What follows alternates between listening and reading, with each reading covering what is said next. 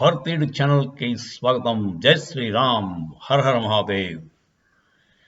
ఢిల్లీలో మన ఆంధ్ర తాలూకు బీజేపీ లీడర్స్ అందరూ కలిశారండి. ఇక్కడ సీఎం రమేష్ గారి ఇంట్లో కలిశారు.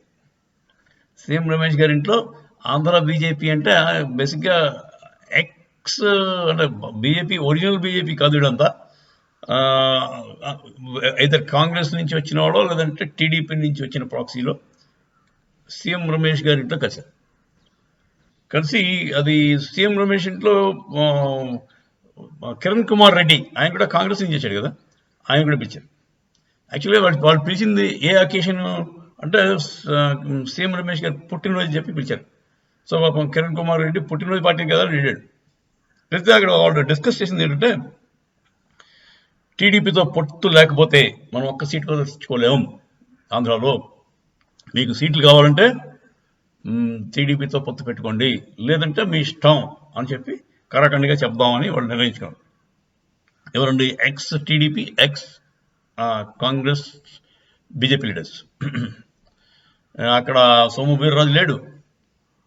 అలా మామూలుగా మొదటి నుంచి ఆర్ఎస్ఎస్ బీజేపీ బ్యాక్గ్రౌండ్ ఉన్న లీడర్స్ ఎవరు పిలవలేదు, ఎవరిని పిలవలేదు, వాళ్ళు లేరు కూడా, పిలిచినా రాలేదు.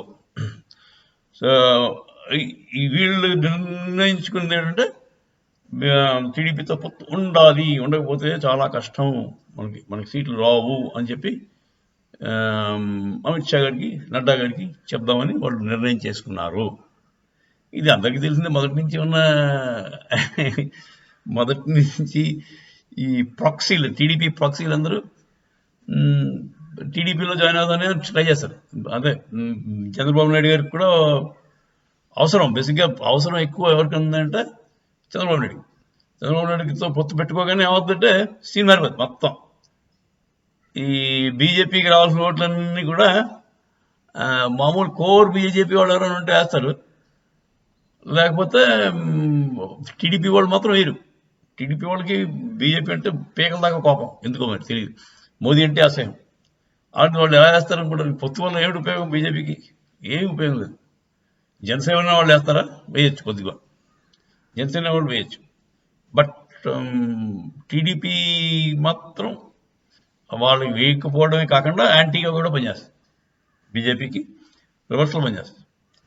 సో ఏమవుతుందంటే ఓన్లీ టీడీపీ వాళ్ళే గెలుస్తారు ఎక్కువ. ఇప్పుడు 100కు పైగా వచ్చాయనుకోండి, ఆ 100, 102, 103 లాస్ట్ టైం వచ్చినట్టే టీవీ వస్తాయి.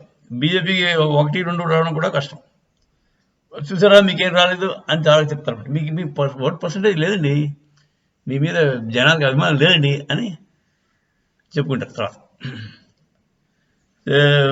బేసిక్గా అంతకంటే వాళ్ళ దగ్గర చేరడం కంటే ఇండిపెండెంట్గా పోటీ చేసి ఎంత వస్తే అంత, ఇవాళకి వెళ్తే రేపు పెరుగుతుంది అన్న ధోరణిలో వెళ్తే బాగుంటుంది.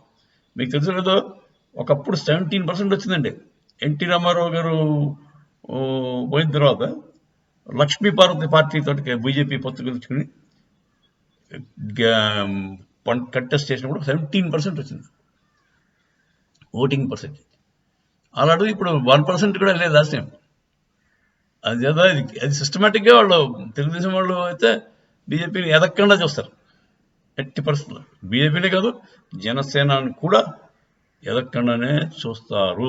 ఒక్కసారి పవర్ వచ్చాక ఇంక తట్టుకోలేము చంద్రబాబు నాయుడు గారిని, ఆయన రెచ్చిపోతాడు ఇద్దరి మీద.